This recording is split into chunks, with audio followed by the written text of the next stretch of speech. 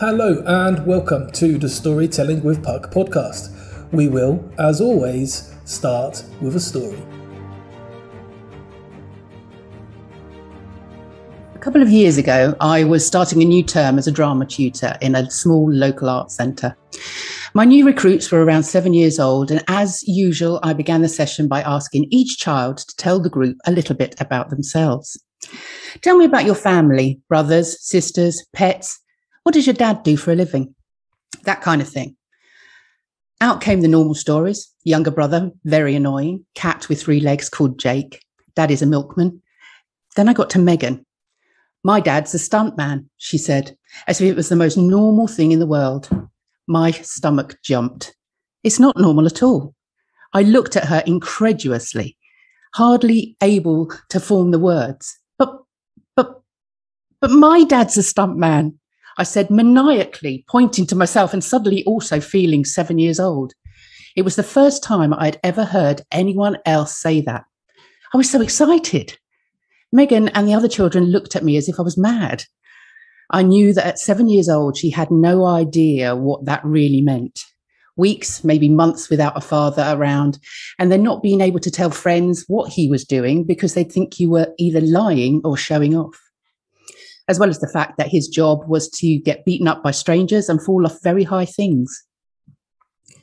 My father had been a stuntman for as long as I can remember, but I don't think I really understood what that entailed until I was at least 9 or 10.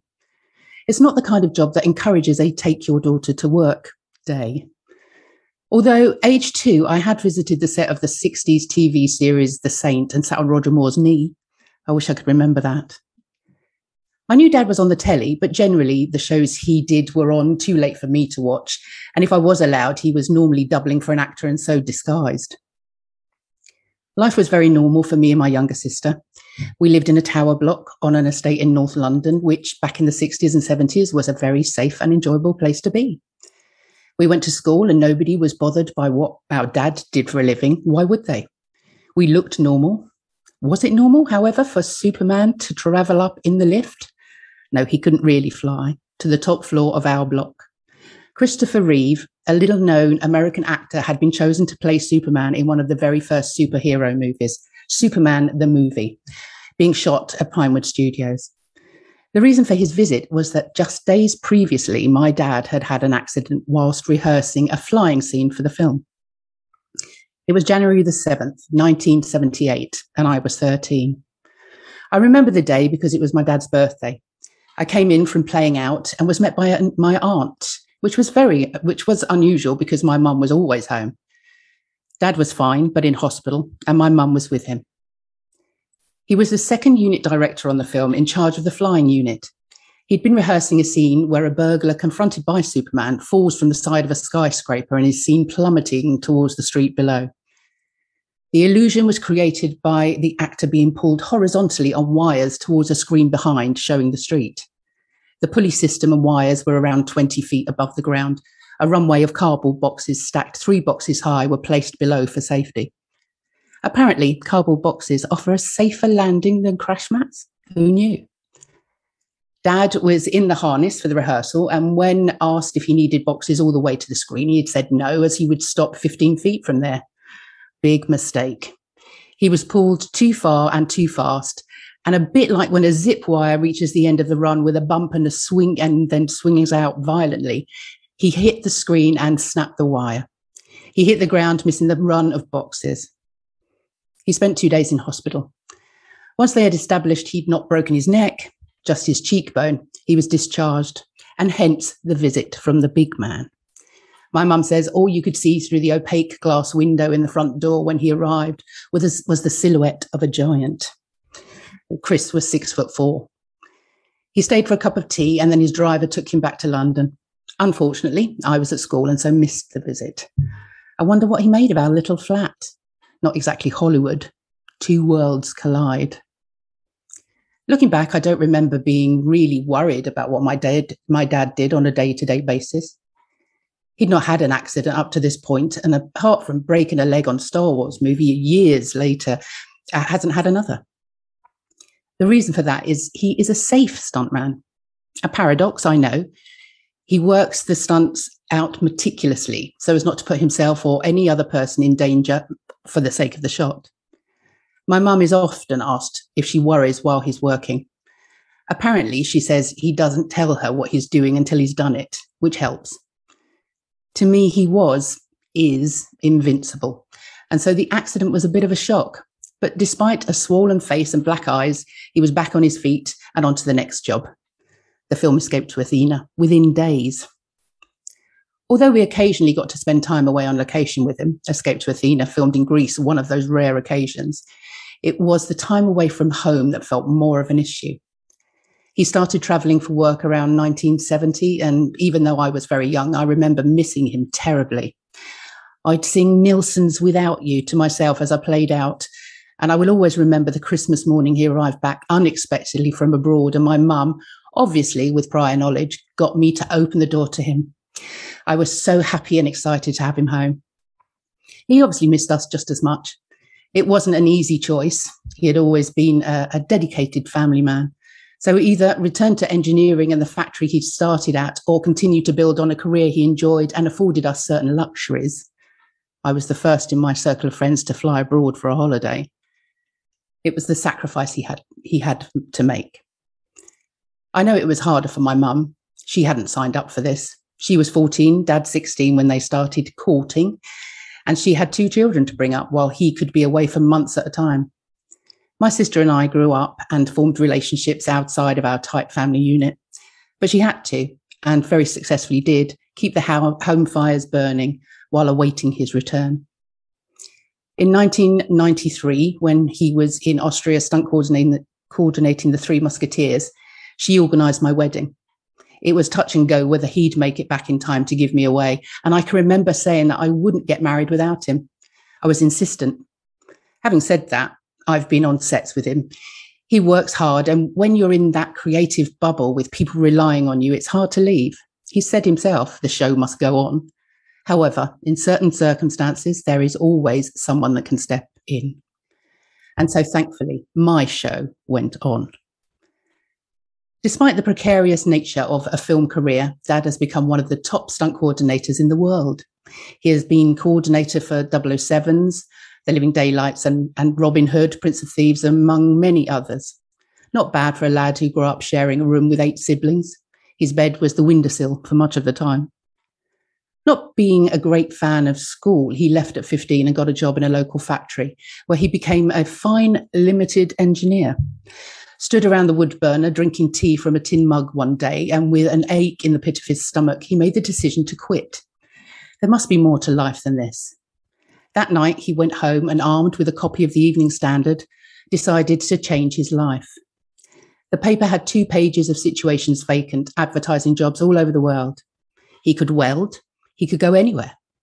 He decided to close his eyes and put his fingers down, determined that whatever was beneath his fingertip, when he opened his eyes, he would go for it. It was a box containing the words, "London School of Charm requires models." Not exactly what he was expecting, but in order to be true to himself, he made the call. He assumed that they would hear his Cockney accent and say no. They didn't. That call led to several years of modelling and on to crowd work for film and television, and eventually to the world of stunt performing. I say stunt performing as if that was a department that existed back then. It didn't. The guys that were falling downstairs and fighting were generally ex-army, PT instructors, or real-life heavies. They did what they were told, but they didn't know the techniques of filmmaking, like where to put the camera for the best shot.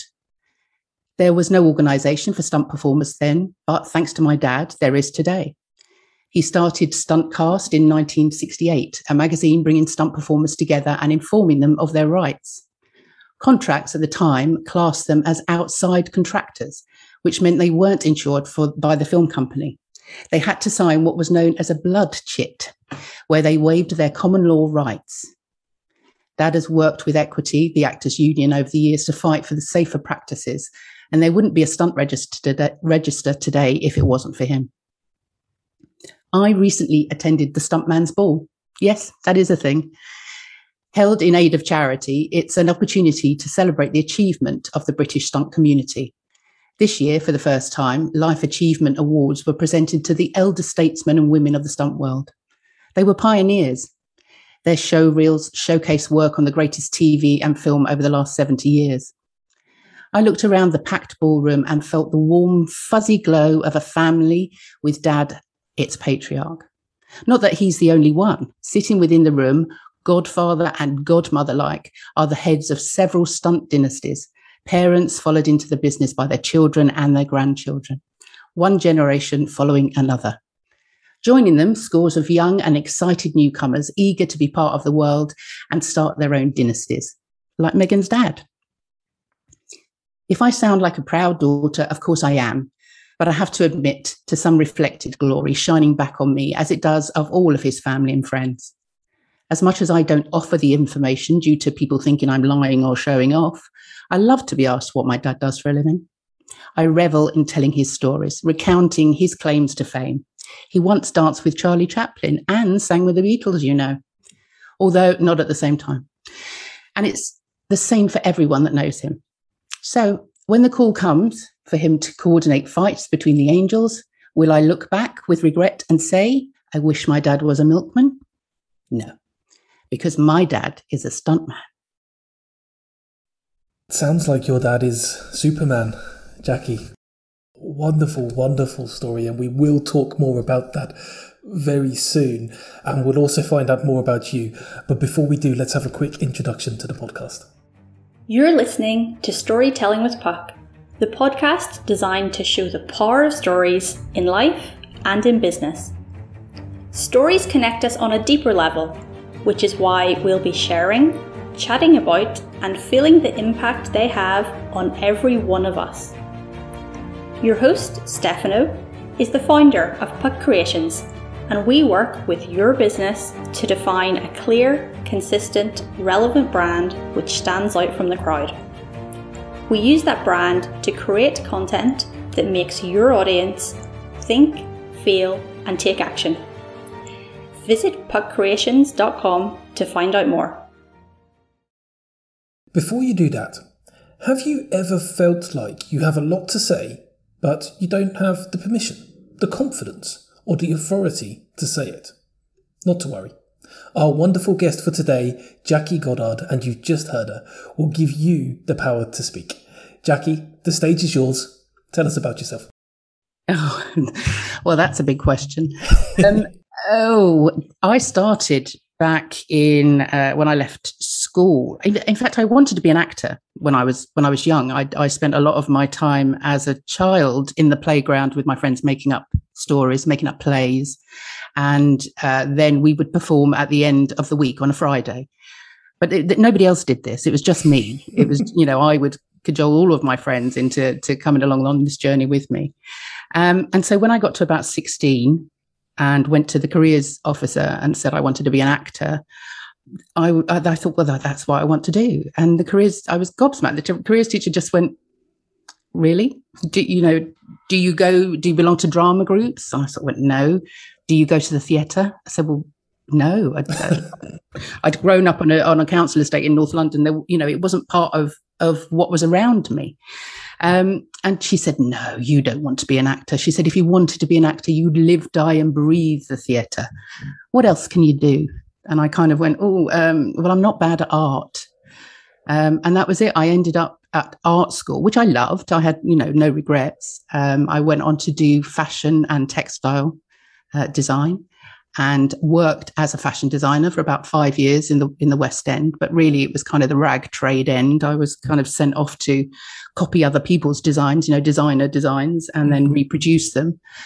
So I got very, very bored with that. But somebody that I had been at college with, and we did fashion together, was working for the Royal Shakespeare Company in the Barbican in London. And she was working in the wardrobe department and got me some part-time work as a dresser. So I was, quite happily then, as soon as I walked through the doors, I thought, wow, this is where I belong. This, to be in a rehearsal room with actors and directors, and not just any actors and directors like Peter Hall and Trevor Nunn and just an amazing actors. Judi Dench, I dressed Judi Dench. I mean, it just was incredible. But it was standing there in the wings, listening to the actors on stage. I just thought, this is, I can do that. I can do that. And I had one interaction with an actor that I was dressing, and he had just come off stage from him and an actress under a sheet, pretending to get very intimate. Okay. And, obviously making all these noises, and I just felt so embarrassed for them, and I thought, oh my God, how can they do that? And he came off, and as I was getting him dressed for the next scene, I said, how can you do that without just either total embarrassment or laughing? And he said, if you don't believe what it is that you are doing, then your audience won't believe it either. And for me, that was a light bulb moment. I suddenly went, oh my God, that's it. That is the secret to acting, if it is a secret at all. But for me, it was just the penny dropped.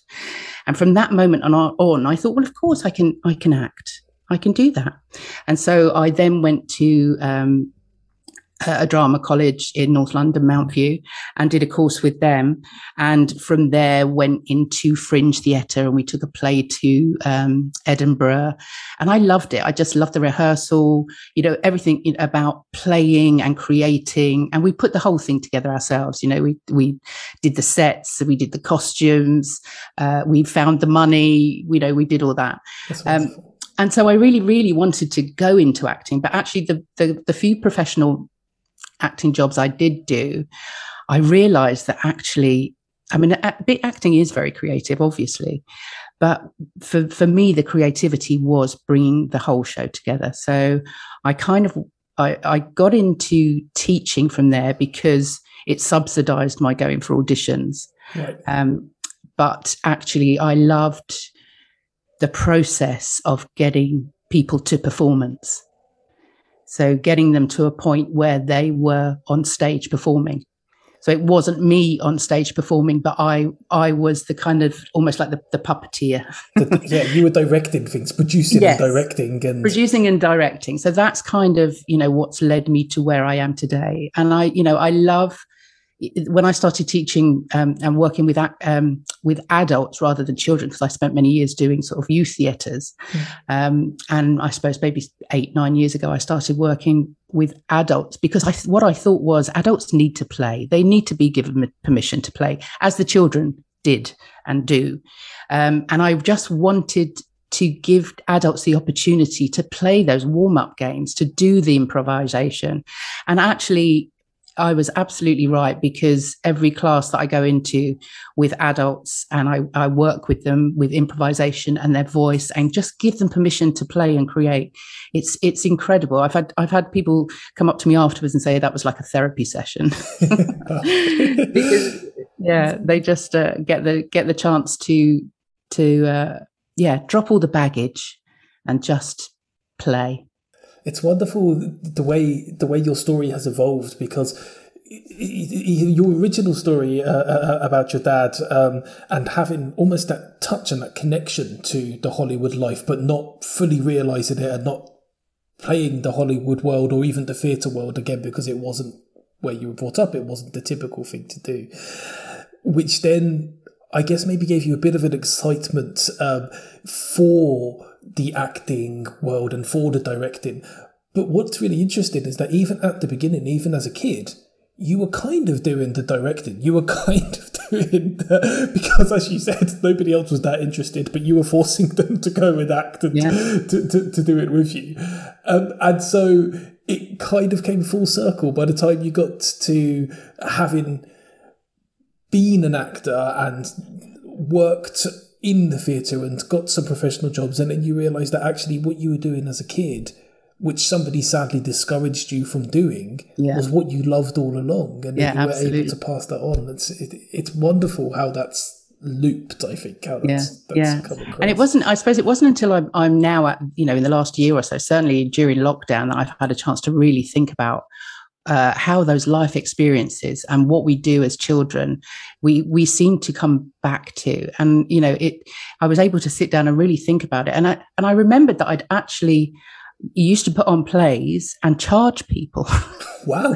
You were an entrepreneur as well. As an entrepreneur, but it was for charity. I did do it for charity. I remember having, I don't know, about 5 or 6 friends come and sit and watch this play that I'd made up with some other friends, and charging them, I don't know, 10p or something, and then taking very proudly my 60 pence that I'd made to the local charity home. It was like, I think it was a children's home, and knocking on the door and saying, here's 60p. That's very good of you, especially for somebody of that age. I think most people, if they earned 60p, would be going out and buying sweets and chocolate and things, and you gave it to a charity. So you had a social conscience a long time before you got into the business world. But your whole journey and your whole story fascinates me, from the age of a childhood to what your dad was doing to where you are now.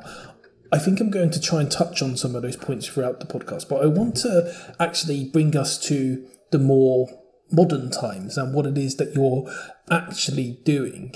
So I introduced you by saying that you give your clients, you give people that you work with the power to speak. What does that mean? I was in a breakout room in a networking session, and I think we were trying to. There was only about three of us in this room, and we were explaining to the others, to each other, what it was that we did as a business, just to work out really whether other people understood from our titles, from our taglines, what it was that we actually did. And I kind of explained what it was that I did. And one woman in the room said, and I said, what do I do? So to you, from what I've said, what is it I do? And one woman said, you help people market themselves effectively. And the other woman said, you help people show up powerfully in the world. And I thought, wow, I mean, how amazing is that? Just from explaining what I did, I didn't, I suppose, even for myself up to that point, realize the benefit that I could provide to other people, to give them the, to be able to market themselves effectively using their voice and their presentation, but also just to have that power to put their ideas, to share their ideas, to change the world if that's what they want to do. If their ideas are that strong that they have that strong belief and they want to share it, then my job is to give them the power and the energy to do that. And so, where does that come from? Is it about confidence? Is it about technique? Is it about both of those things? Are there other things that I'm completely missing that are important to it? Confidence and technique are certainly, yeah, absolutely. I mean, and permission is another big word, because we go through school, and maybe I was lucky because I did, I had teachers that were quite happy for me to put that play on every Friday afternoon, so I was encouraged in that way, forget the careers officer. But yeah, I think we go through school, especially once you get into secondary school, and it's all about the exams. It's about what you learn, what you can take out into the outside world, what career you're going to be doing. Is that we're told what time to arrive, what time to have our lunch, when to go on a break, sit down, listen.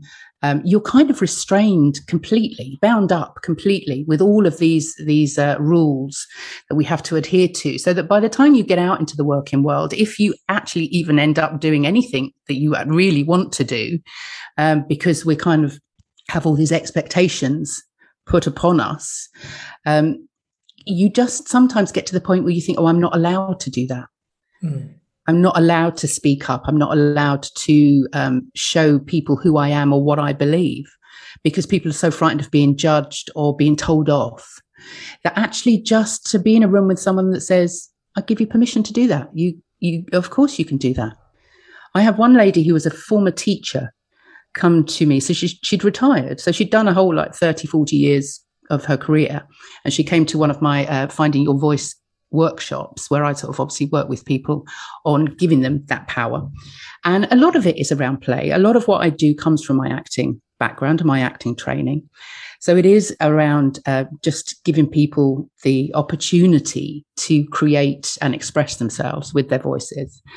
And I have a sort of a rehearsal piece that I give people, to just a practice piece. And it's kind of all about using the different levels of your voice. So this sort of deep authoritative voice, or this like bellied voice, which is very passionate, and, you know, or talking from the heart, or talking from the head, which is very inspirational. And, you know, it's sort of the storytelling voice that we use. And I said to this woman, who I'd given her the practice piece, and she started reading, and I said, well, you know, there's elements that we used of the different elements of your voice. Can you use that really deep authoritative voice? And she said, no. I said, well, just give it a go. Just go right, you know, deep down. We're talking about this sort of like Neanderthal man kind of authority. And she said, no, I can't do that. And I said, what? Why? Why can't you do that? And she said, well, when I was a child, anytime I used a sort of a deep voice like that, my mum told me to stop, because I was using my Peggy Mount voice. Now, you look like you're far too young to remember who Peggy Mount was, but I vaguely remember her for being an actress in the 40s and the 50s. And she had this really deep, like East London voice. And obviously her mum had kind of associated or made this poor woman think that anytime she used an authoritative voice, bearing in mind she was a teacher, that she was somehow this horrible battle axe of a woman. So she never used it. And it's that kind of thing that we have so many constraints as children and as we're growing up that we take with us into adulthood. Mm-hmm. And we don't need them anymore. We don't need that baggage anymore. So yeah, I think it's about giving people that permission as well. And in giving them the permission, their confidence naturally grows, because they suddenly go, do you know, I am valid. What I have to say is valid. Who I am is valid. The ideas and the messages I want to share is valid. So I think permission is a big thing. That's wonderful. And I think it seems as well to lead on to them then being able to give permission to themselves. So yes. You've given them permission at one moment, which then allows them to build up the confidence, as you explained, to then be able to give themselves permission when they are then in front of a classroom again, or if they are speaking in a public arena, or in business, or whatever it is they're doing. Actually, that train of thought leads me quite nicely onto another question I wanted to ask you about. So you've explained what you're doing for people and allowing them to speak and giving them the power to speak. But I know that you work with quite a variance of people. So correct me if I'm wrong, but you work with actors, you work with business people, you work with teams, and then is it also with other professional speakers, or have I missed one? So how does it vary when you're working with these people in terms of how you approach the situation and how you approach helping them, or does it vary? I don't think it varies a great deal, because, as I said earlier, the acting training. For any actor, any drama school you go to, I think the training is basically the same. But it's something I feel, and I've certainly found since working with adults, and certainly since I've had a real chance in the last few months to think about it, is that the acting training is something that is of benefit to everybody. So in that training, you play. So there are those games that we all sort of think, oh, that's just actory stuff. But actually, like I've just explained, there's a lot in play. There's some research been done to say that it's very important for adults to continue playing into adulthood. There's all the techniques around voice, how you use your pitch, your tone, how you use pauses, and obviously alongside that comes breath. So breathing exercises. Obviously, when we breathe normally, we use vegetative breath. So we only use the top of our lungs. Okay. But when you're breathing for performance, you have to learn how to use your diaphragm, which is a whole other set of breathing. And then onto improvisation it's been proven that improvisation it just lights up the brain in all sorts of ways. And we improvise every day. You know, people, so you say to somebody, oh, we're going to do a bit of improvisation, and they all go, I can't do that. But actually, it's every time we open our mouths, I'm improvising right now. You're improvising in your answers to me. So I think everything along those lines, whether I'm working with keynote speakers or any kind of speakers, if they've got a talk that they're doing, a presentation to make, again, my job is to get them to performance. And so I will touch on all of those things, from playing to improvisation to voice to breath to actually honing what it is that their message that they have to say. And it goes back again to what the actor said to me in that dressing room, that if you don't believe what you're saying, then your audience won't believe it either. So, you know, that's why sometimes people in the business world, they are asked to do presentations, but they don't know what it is that they're talking about. Really, they are, you know, they somebody else has asked them. It's not their talk. It's not personal to them. It's what they do as a job. And so that's when, excuse me, those kind of presentations can get quite dull, because people don't understand what it is they're saying themselves. So the audience don't understand what they're saying, which, you know, then nicely brings it back to stories and how you can relate any kind of presentation back to your own story. And then through doing that, you engage more, you make it more personal and more interesting for yourself. Therefore, you make it more personal and more interesting for the audience. And that goes right the way through. So even with actors are obviously more specific. They have a script to learn, or they have a piece that they need to perform. Then it is, but again, it's all the same basics. Obviously, it goes back to actors training, obviously, but they still need to be given permission in lots of ways to just let go, because a lot of the actors training, which again works across teams, it works across leaders, it works across speakers, is just almost stripping away all your own baggage and yourself, so that you can then take on what it is, that message that you're trying to deliver. And that's the same with an actor. An actor has to get rid of their personal quirks, the way that they, you know, stand, the way that they say certain words, intonation, you know, and motivation is a big part of everything that everybody does. Motivation is certainly something that comes up a lot when actors are learning to take on other characters. What's the motivation? Why is that person doing that? But it's the same if you're giving a presentation. What's the motivation? What's the point? Why is it important? Why are you doing that? And again, for teams, it's bringing everybody together. It's working together. It's collaborating. And that was the one thing I loved about the Barbican, the one thing that I loved about theatre and loved working in theatre and in everything that I've done since, is it's all about collaboration. There's no stars. When I was working with Judi Dench, she didn't have top billing. She was a D. So if anybody, you know, she was D for Dench. So if anybody had, you know, a name that was further up the alphabet, they got billing above her. So they could have been the third spear carrier on the left. So you know, everybody worked together. It was an ensemble. So yeah, there's lots in the actor's background that totally resonates right the way through life. That's wonderful. I think it shows the numerous skills, which is really what you're teaching. It's not about teaching competencies necessarily. The competencies are going to come, but it's about teaching the skills, and such as adaptability, which, as you say, maybe comes from the improvisation, such as teamwork and collaboration, which comes from bringing people together.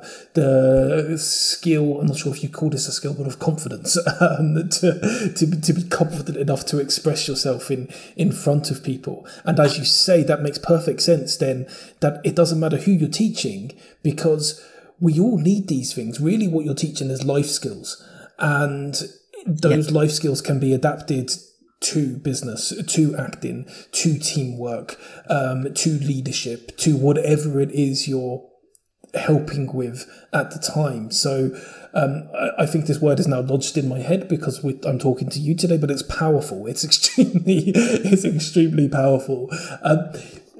You did touch on there in your answer to my question, you touched on stories.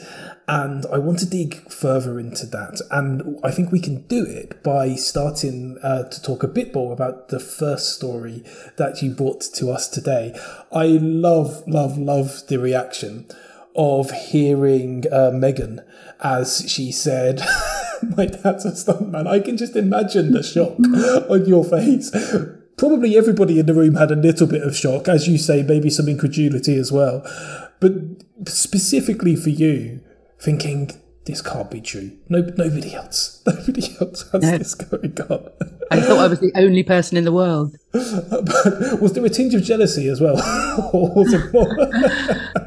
I don't remember there being a tinge of jealousy. I was just so excited to meet somebody else. I was like, who are you? I mean, I must know your father, because obviously it's such a small world. So yeah, I mean, it turned out that I did know him through other people. Yeah. Oh, that's wonderful. What I wanted to talk about though was that story. It brought me through so many different stages of emotion. I think at one point I was excited with you when you were talking about just that initial fact that there was another stunt man as a parent, and then I was scared as we were going through the emotions of what was going on with your dad and how he got injured, and then at the same time as still being a little bit scared, I was feeling the almost like jealousy and also the excitement of getting to have Superman coming to your home and seeing your home, and at the same time as that, I was feeling warmth for the fact that he did that in the first place, because he cared about the people who he was working with. The reason I'm talking about this is because all of these emotions, some of them are polar opposites, some of them are connected, but I managed to feel all of them at the same or very close proximity of time, all because you shared a story in such a way that I was gripped. I was compelled to keep listening the whole way through. It's a great story in itself, but it's also partly about the way you tell it. So I have two questions for you. One is, can you dig a bit deeper into the importance of storytelling in all of the worlds that you deal with and all of the worlds that you're helping with? And the second question is, how does the way that you tell those stories and the tone that you used, if we go back to the old saying, it's not what you said, it's how you said it, how does that make a difference to both stories and to speaking in general? It's only fair that we give Jackie a few seconds to answer that, as there are two questions. While she's thinking, a reminder that you're listening to the magnificent Jackie Goddard. Her dad was a stuntman and she is rightly proud, but there's so much for her to be proud of in her own right too. What a career, what an attitude towards life, what an incredible lady. We've got so much more to talk about, as well as a final story from Puck Creations, so I won't keep you waiting for too much longer. But before Jackie answers my questions, let's hear her talk about her very own podcast, Power to Speak. My creativity at its best, it's a real exploring, it's a surprising journey. I think creativity is just the antidote to insanity, and it's productive originality. Surprising answers, inspiring stories, motivational, educational, inspirational. Wise words with Power to Speak the podcast. Find us on your favourite podcast platform or watch on YouTube at Power to Speak the podcast with me, Jackie Goddard.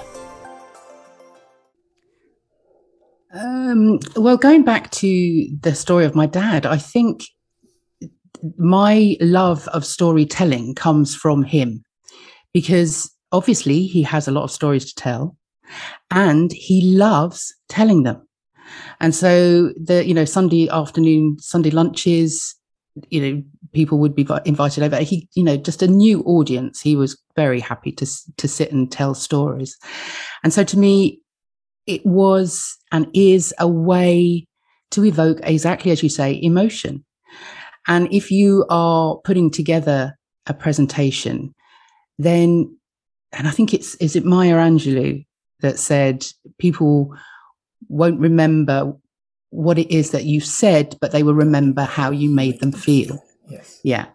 And it is exactly that. So I suppose my mission actually in early lockdown certainly was to get people to understand that you are your unique selling point. You are your USP. And the reason for that is your own story. And so in lockdown, certainly having had that time to sit down and write my story from beginning to end, up to the present moment, should I say, not end. No, don't say the word. No. It really gave me the opportunity to realize why I do what I do. And actually I started my business for myself probably nearly, must be 3 years ago. So it's a relatively young business, really. And I started going to networking, and I couldn't understand why I didn't really seem to fit in. I didn't feel like I was in the right place. And I realized it was because people weren't being themselves. The people I was sat around tables with were there to hand out business cards. They were there to sell me the product they were selling. And I wasn't interested in that. My interest is people. I love to build relationships, and I love to collaborate. And obviously that comes from the background I come from. And the reason I got into the background that I come from is because of those things that I love. And actually the business world to me was a difficult place, especially networking groups, because there didn't seem to be any creativity or authenticity in what was going on around me. And so that really made me want to say to people, hold on, this is, yes, you're in business, but you don't have to be like everybody else. You don't have to talk the way they talk, use the acronyms, it's a language that is great for you and your peers. You all are, part of the same club, but actually your customers won't understand how you're talking, the acronyms you're using. And so you need to be relatable. And the way to do that is through your own story. Now, there might be thousands out there of people doing voice work, doing presentation work exactly as I do. But there's only one me. There's only one person that has been through the experiences I've been through, good and bad. And some of the bad experiences I've had of illnesses and different times in my life where I've lost people, they have created me too. There's that Nietzsche quote that's what doesn't kill you makes you stronger. Mm-hmm. And I put that out there in a LinkedIn post once, and somebody came back and said, well, that's a bit harsh. I'm not sure that's right. And it's like, well, yeah, those experiences don't just make you stronger. They make you kinder. They make you more resilient. They make you more relatable. And if you can use your story to put your message across, whatever that message might be, then people will be able to relate to you. You may well validate something in their own life that they've not been able to confront or put out there. And it's not a case of putting it all out there. That's just self-indulgent. Nobody wants to hear all your problems. But if there's part of your life, part of your story that relates to your customers, your clients, the people that you're trying to help, then of course share it, because that will make you more trustworthy, more credible, all of those things. But it will make you relatable. That person will want to be part of what it is that you're doing, because they can understand where you've come from. And so to me, stories are really important for that reason. That aligns so much with everything that we do at Puck Creations. We often talk about, because not just as an individual, but also as a brand, I think stories are really important to tell and to explain who you are as a brand and as a company, as a bigger company. And the reason we talk about them is because we're always talking about the message that you're putting out there. And we don't mean, just the individual blog or the letter that you're writing or the podcast that you're doing. We mean every single day in everything that you're doing, the message that you're sending to people. And that comes from if you want to do that well, you need to be clear, you need to be consistent. You need to be relevant, which is what you were talking about in a lot of detail just then, the relatability. Yeah. And you also need to stand out and be different. Now, one of the best ways to possibly do that isn't to try and be different, but it's to be yourself. Absolutely. And I think that's what you just explained so perfectly then. And that's why your story is so important, but also being able to think of and use even other people's stories to connect with what it is that you're doing and why you're doing it, to talk about the stories of the people that you've helped, or even completely away from you altogether, to talk about stories of something that maybe happened in a theatre, but how then that relates back to somebody building confidence, somebody who maybe was a stagehand but always wanted to be an actor and was never given permission, and something happens to allow them that permission. That might be a great story that is relevant for your audience, and it's not directly something that you did to help, but it shows what can be done with the right support in place. Me saying it like this, it sounds a bit cold and it sounds a bit factual, but when you tell the story of that person, when you describe the atmosphere, when you talk about them feeling fed up, sitting on the side of the stage, and one day the lights came on and they saw the glitter, but one of the main actors injured their arm and nobody was there in the background to replace them, and they got to come on and play the lead role, which they'd been learning for years. I mean, that's a very cliched story, but it's suddenly you feel it, you connect with it. And to me, that's what makes stories matter as well. Yeah, absolutely. Would you agree with? Oh, yeah, absolutely. I mean, there were a couple of things that popped into my head where you were talking there. One is it relates back to acting, and it's telling the truth. Mm. And, you know, so many people, when you say you're an actor, they say, oh, you must be really good at lying. And you think, no, you can't actually portray another character to actually be somebody else on stage or in a film or on TV or whatever, unless you are telling the truth. I mean, you must absolutely find the motivation, find what it is, what's the backstory, what made that person do what they did. Why is it important that you are playing this part? What is it you're trying to say? And you can only do that. And again, it comes back to, if you don't believe it, your audience won't believe it. It's because it comes down to the truth. And the truth is authenticity. And the truth is telling your story honestly, warts and all, but obviously within boundaries, because, you know, we can all improvise, but if we don't have boundaries, then obviously it goes somewhere quite dark sometimes. But yeah, it really is. It comes down to just honesty and truthfulness and authenticity, and, you know, stories that are relatable and relevant. I think that makes a lot of sense, and I think the boundaries and the relevance words go together as well. Sometimes boundaries can be a bit of a dangerous word because people then can feel a bit restricted, and I guess, as you say, you almost take that permission away a little bit when you're using boundaries.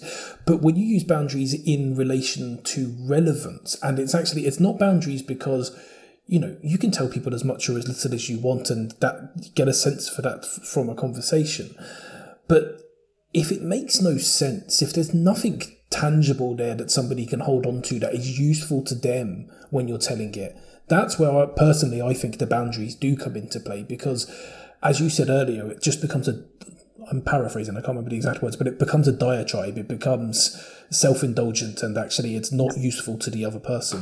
Absolutely. But as soon as you bring in relevance to that and relatability, then you can say almost anything you want, and it should work to your specific audience, to the people that you're trying to talk to. Yeah. I really like the way you come at this and the way you approach this whole area, and I think the help that you give to people is phenomenal.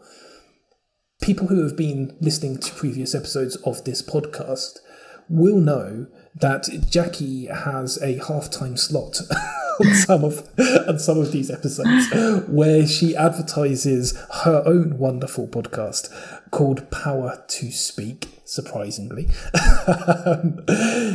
Tell us a little bit about that. What made you start the podcast, and how does it relate to what you do, and what's the goal? Well, I'm glad you asked it, because that was the other thing that popped into my head. I was actually, the reason I started the podcast was for the very reason that I said before about coming into the business world from an acting and creative background and feeling a bit alien. I was suddenly thought, where do I find other creative people that I can talk to that are running businesses without just going straight to artists and sort of different traditional artistic creative businesses. And first of all, I was thinking about setting up my own network. But actually, what it was, it goes back to me just loving people, just finding out about people. I just have this need to find out what makes people tick. How did they get to where they are now? And what is the journey? What's their story? And so the podcast was the obvious thing. And originally, my company, when I very first started, it was called Atticus Arts, and that was really because I'd come from an arts background. I was working running arts workshops and arts, projects, arts funded projects, community projects, and I thought I could do that as a business for myself whilst carrying on doing the acting training and working with people on their voice. And so within Atticus Arts, I started Atticus Arts Creative Conversations, and they were literally, the theme was creativity. I wanted to find out what creativity meant to business leaders, to other people within business, how they used it for their business, but also how they used it for their own well-being and for their own sanity kind of thing. And what I found actually was, apart from the fact that I was just had the opportunity to talk to some amazing people, as I know you have in your podcasts, I mean, it's a bit indulging in that way, isn't it? Really, it is a little. I won't ever hide from it. It's I love it. I do it for myself a lot of the time. But actually, what I found was, and I suppose I always knew, was that we are all creative.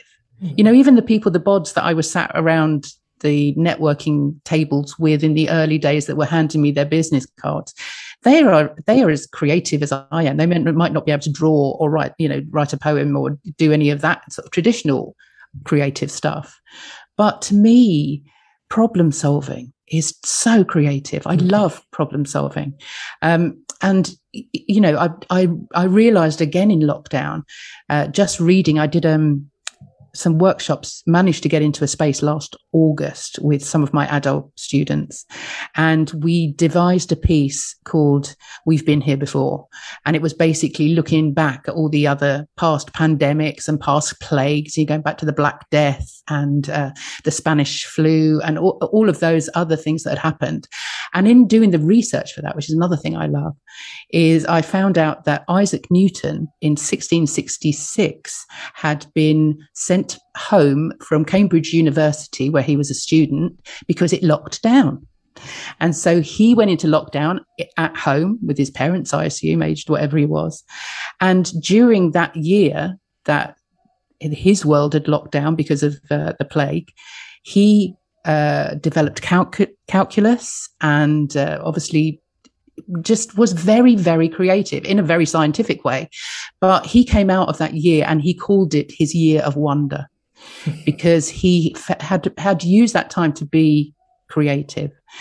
And so so doing the podcast to me was just really the opportunity to find out how other people saw creativity and how they used it, and really just to put out there into the world that we are all creative. It doesn't matter what we do, how we do it. We are born creative. It's innate. We can't help it. And you can guarantee that out of our year of wonder, there will be lots of innovation, lots of creativity, because we've had to adapt and we've had to find new ways of doing things. And for me, it's been a year of wonder. I've started a podcast. My business has gone in a very exciting for me direction. I'm very happy. I know it's not been a great year for many, many people, and we've all been through some really, really tough times. But I think we will look back in years to come and think, we had the opportunity to be quite creative. Yeah, there were definitely some strong possibilities, and of course, not everybody was able to take them up. And as you say, there's been some really, really unparalleled moments in the last year. As you say, we have been through it all before, but a long time ago, where these things happened. But what you talk about when you say we all have creativity is so true. And what's often a slight problem for me in the social media world, I guess, and in the world of in schools sometimes, and going on to universities, etc. as well, is the idea that you have creative people and you have logical people. I don't believe that for a second. I believe exactly what you said a second ago, which is that we are people who have creativity and who have logic. And we use it at different times in different areas of our lives to do different things, to make something, to process something, to problem solve, etc. And also, as you say, creativity comes in so many different forms. If you think of your dad was an engineer, engineering is incredibly creative. It might seem to some people, especially if they don't fully understand what an engineer does, like it's very practical work and you just put in one thing here and one thing there, etc. But it's so creative. Architecture is really creative. Yeah. Even the people who are actually building the house, they might be following somebody else's design, but they might see that something is missing or something works, so they inject a bit of creativity into it. And there are also people who do what you might think of as less creative jobs. I know this from starting storytelling with Puck. The amount of messages I get in my LinkedIn inbox who basically just say, thank you, I've started writing. They haven't shared anything with storytelling with Puck, but they've just realised that in some ways, I've stolen what you do for a moment, but they have permission to write. Yeah. And it's okay. It doesn't matter that it's not what they do every day, because we all have creativity within us. Yeah. And so thank you for helping people to realise that and helping people to bring that out. It's so important what you do. It really is. Yeah, thank you. I truly believe that. I really do. I think we all need, it's like, improvising. Everybody needs to improvise. Everyone needs to realise they can. We are all creative. We are all improvising every day, and we all need to play. Yes, we do all need to play. I love, by the way, you were talking about some of the techniques of, the breathing techniques, etc. as well, when you're trying to get people into focus, and the different kind of games that you do. And I imagine the trust exercises. I love the idea of going into really serious businesses and serious teams, and their initial reaction to that. I was speaking recently, I think you've heard the podcast, to another person who loves to bring play into the workforce, a gentleman named Rory Berry, and I remember him saying that he kind of just goes for it, and eventually people catch up because they're having too much fun to have any to stay. Do you have a similar process to get people in? Or absolutely. I did listen to that podcast, and exactly what he was. I do one truth, one dare.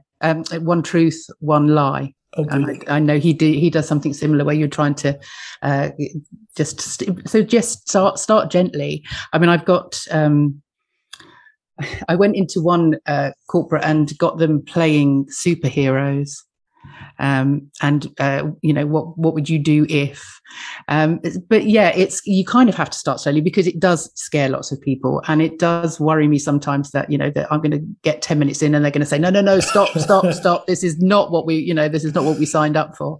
But actually, exactly as Rory said, if you kind of introduce it gently.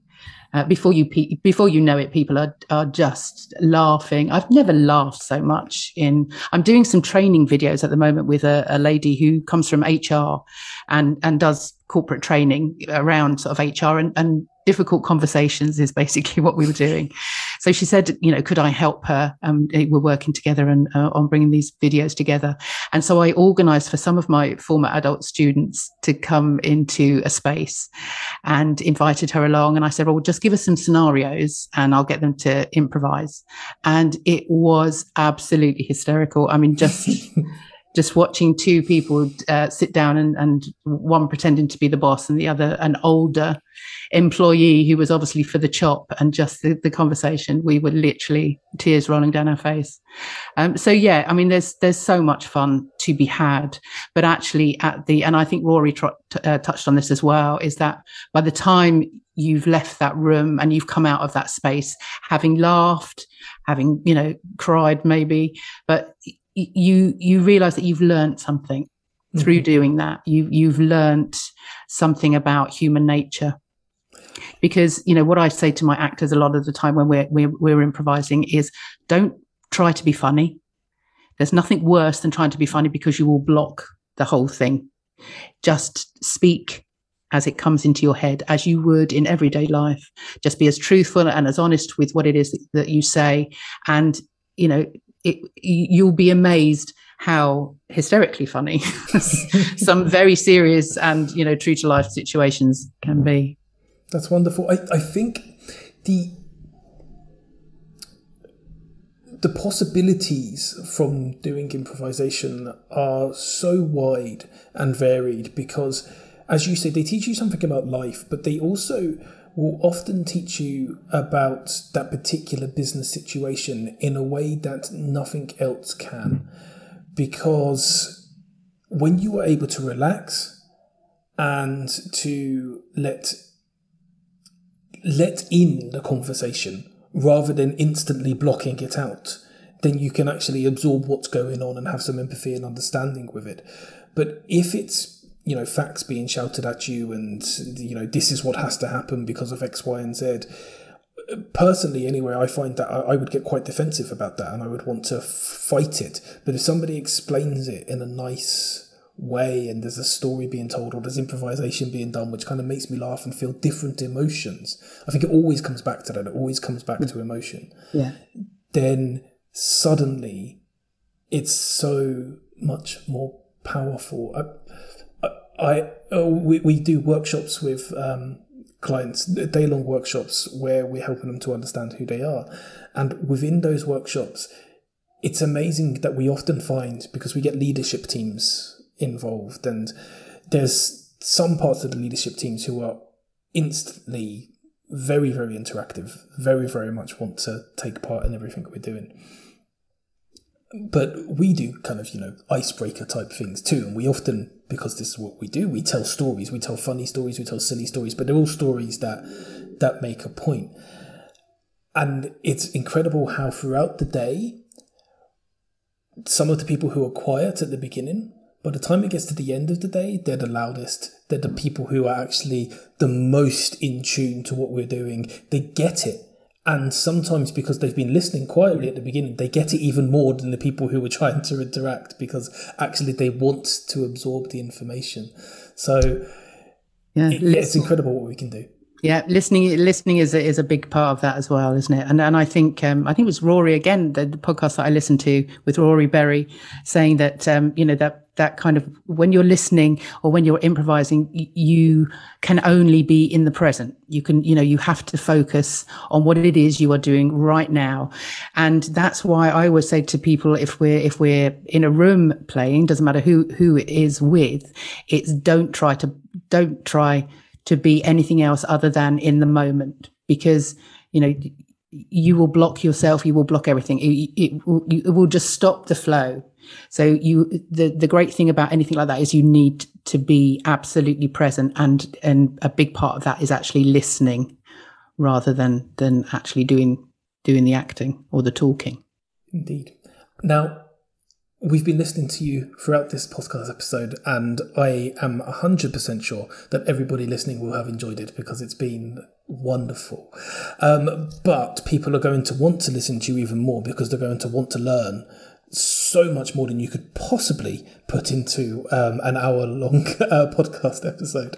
So if people want to find you because they need support within their businesses as an actor or whatever it is they want to do, but they want to be given permission and they want to be given power to speak, where can they find you?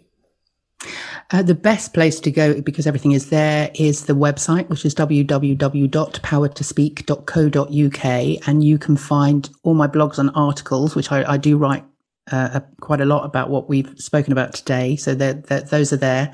And also there's a link there to the podcasts, the audios.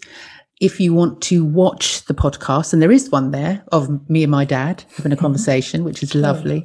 That's at YouTube. That's on YouTube channel, Power to Speak, the podcast. And if you want to contact me through LinkedIn, then obviously find me, Jackie Goddard, Power to Speak, and I'll be very, very happy to connect. And yeah, just mention that you've come from this podcast and I will be even happier to connect. Amazing. I will make sure as well, of course, that I put all of those onto the show notes so that everybody can see them. We could keep going because this has been a wonderful conversation, but we will finish the podcast as we always do with a story from Puck Creations. And I will say, Jackie Goddard, thank you so much for joining me today. And thank you for having me. It's been an absolute pleasure. I've loved it. Am I the author of my own demise? I hide what's within. My mask is called pride. Do they see me? Or do they see my disguise? It's hard to find truth buried in the lies.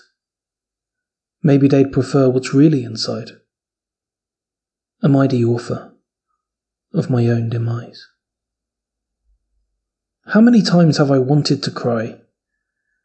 Can nobody see the pain with which I reside? Do they see me, or do they see my disguise? Maybe a message will fall from the sky, a sign from above. They must know I've tried. Am I the author of my own demise? Why wasn't I told there are more lows than highs? Why didn't they know that I needed a guide? Do they see me, or do they see my disguise? Do I keep telling this story that nobody buys? Do I dig a deeper hole? Do I run? Do I hide? Am I the author of my own demise? Do they see me, or do they see my disguise?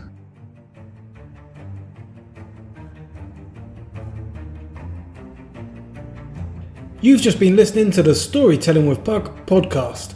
We'll be back very soon, so make sure you subscribe and catch up on any of the episodes you've missed.